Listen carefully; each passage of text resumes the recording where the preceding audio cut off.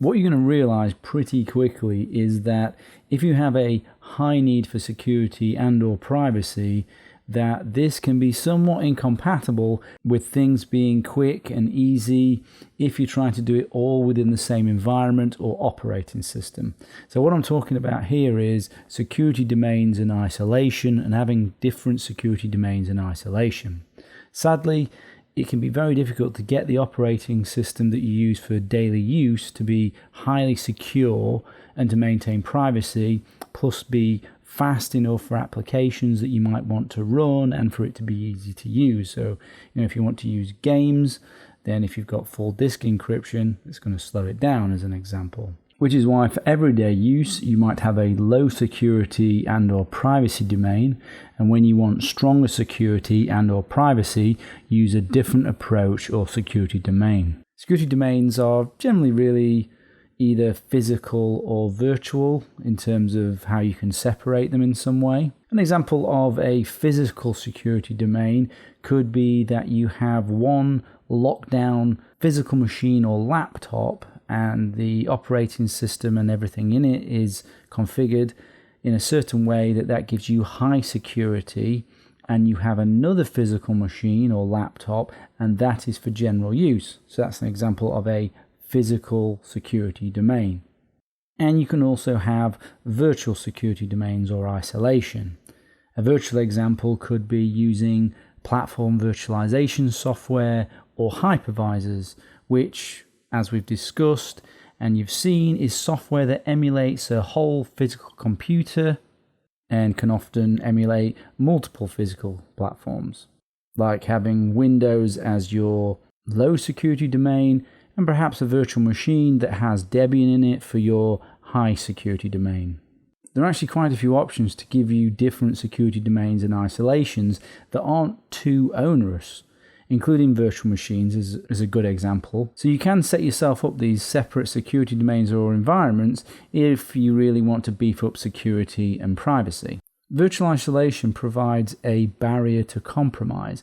So if you have a virtual machine guest operating system, so say for example Debian, if this was compromised and your host operating system, say Windows, then that would be difficult to access. It would be difficult to get from Debian to Windows through the hypervisor. The hypervisor would need to be exploitable, or it would have to be poorly configured in some way, like you've allowed file sharing or something like that, in order so that the exploit from the Debian to the Windows environment can be done.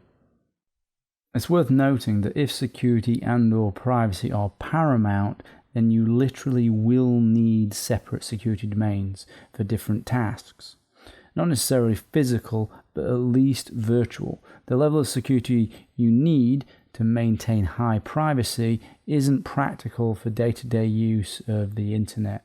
Think about the type of security domains that you might want as you go through the course. Domains you might have in extreme cases could be work domain, personal, banking, a temporary domain, a non-persistent domain that is used temporarily and then it's destroyed, a high privacy domain.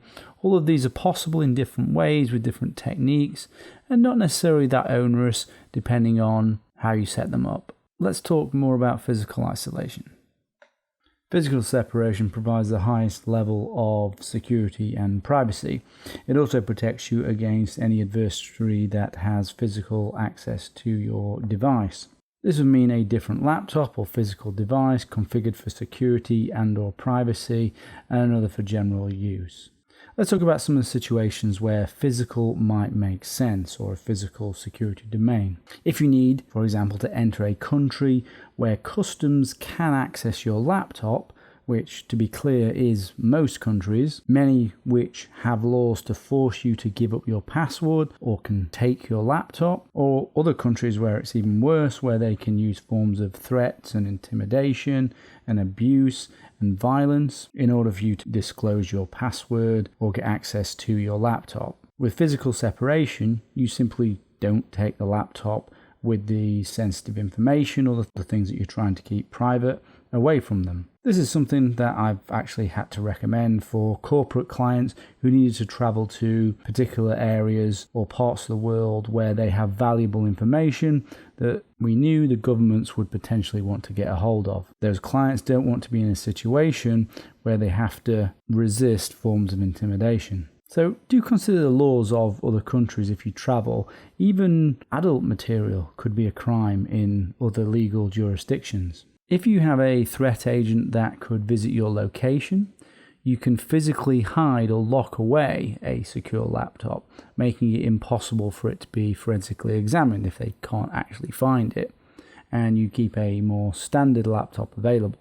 With physical separation, if your standard laptop is compromised by your threat agent, that could be via malware or via some other means, because you have kept physical separation, they can't get access to your secure data from your standard laptop. You don't even have to use your own equipment when it comes to physical isolation or a physical security domain. This can be dangerous, of course, to use other people's equipment for both privacy and security if you don't take the right precautions, which we'll cover as part of the course. But you could use, for example, an internet cafe to send an anonymous message. You could also maybe boot that machine with your own operating system and configurations. You could use a internet connection that you don't own for privacy. These are all separations of physical security domains. You could have a separate router or separate network equipment for a particular type of privacy activity. You could have separate network cards or Wi-Fi cards or Ethernet adapters. Physical devices can be tied back to the purchaser in some instances.